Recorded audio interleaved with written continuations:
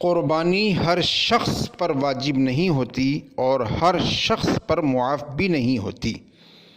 اس کے لیے ضروری ہے کہ ہم اس بات کو جانیں کہ وہ کون سی شرائط ہیں جو گھر کے کسی بھی فرد میں پائی جائیں تو اس شخص پر قربانی واجب ہو جاتی ہے۔ اس لیے اصل قربانی کے وجوب کا تعلق شرائط کی موجودگی یا عدم موجودگی سے ہے، اس سے نہیں کہ گھر کا سرپرست کون ہے، کس کے خرچے سے گھر چل رہا ہے، گھر کا بڑا کون ہے، گھر کا کفیل کون ہے۔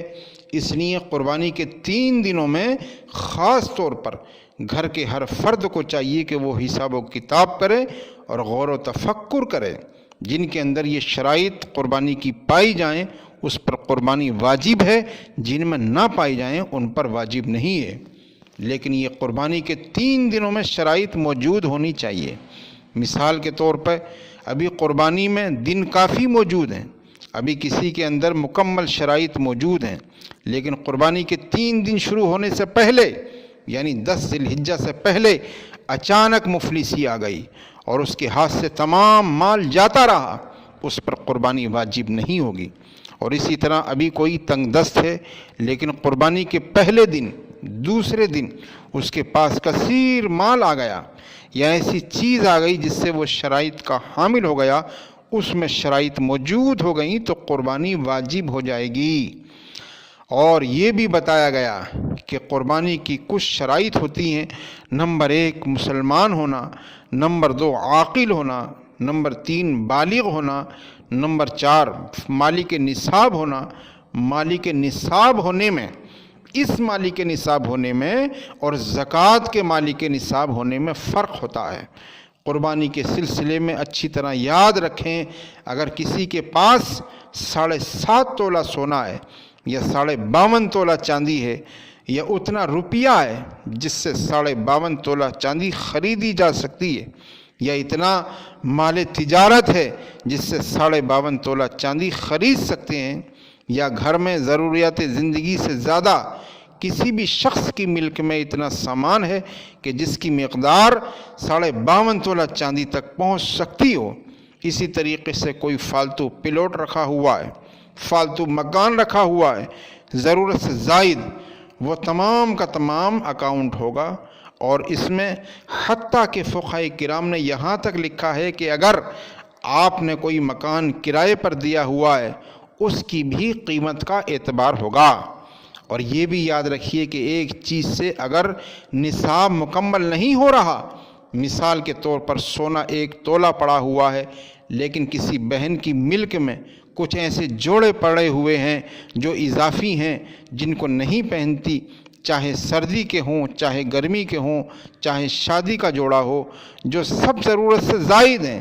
ان کی قیمت بھی نکالی جائے گی اور 1 تولہ سونے کی قیمت نکال کر ان دونوں کو ملا لیا جائے تو وہ نصاب مکمل ہو جائے، یعنی 52.5 تولہ چاندی کے برابر پہنچ جاتی ہے، تو یاد رکھیں کہ قربانی واجب ہو جائے گی۔ اس سے آپ کو اندازہ ہوا ہوگا کہ بہت سارے بھائی اور بہن ایسے ہیں جو بڑے ہی بھولے انداز میں کہتے ہیں ہمارے پاس کیا ہے جو ہم قربانی کریں، ہم تو خود غریب سے ہیں۔ اور اس غریب کا حساب و کتاب نکالا جائے تو پتہ چلتا ہے کہ اتنا مال موجود ہے کہ کئی سالوں سے قربانی بن رہی ہوتی ہے۔ اور یہ بھی یاد رکھیں کہ گزشتہ سالوں میں قربانی اگر آپ نہیں کر سکے ہیں تو اب نہیں کر سکتے ہیں، اب اتنی قیمت صدقہ کرنا واجب ہوگا، کسی غریب کو اتنی قیمت دے دیں جتنی کی قربانی ہوتی ہے۔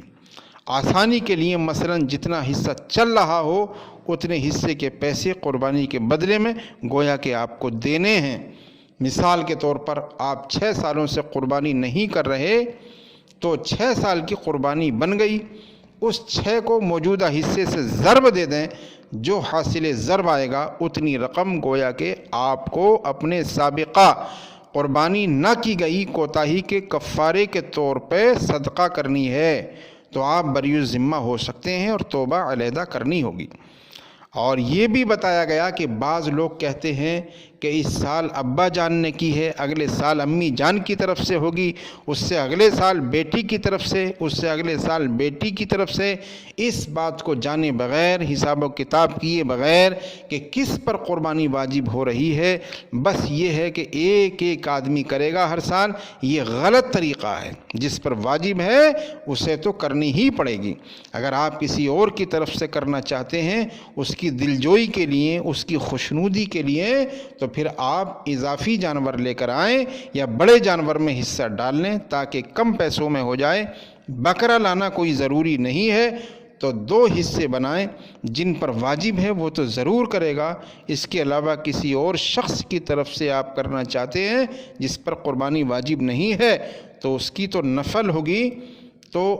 اس نفل کے لیے علیحدہ پیسہ دینا پڑے گا۔ اور یہ بھی بتایا گیا کہ جانور مخصوص ہیں، شریعت نے جانوروں کو مخصوص کر رکھا ہے۔ ایسا نہیں کہ کوئی بھی جانور ذبح کر لیں، اس میں بھیڑ، دمبا، بکرا، بکری، دمبی یہ سب شامل ہیں، بھینسا وغیرہ، اسی طرح نر اونٹ اور مادہ یہ سب کے سب شامل ہیں۔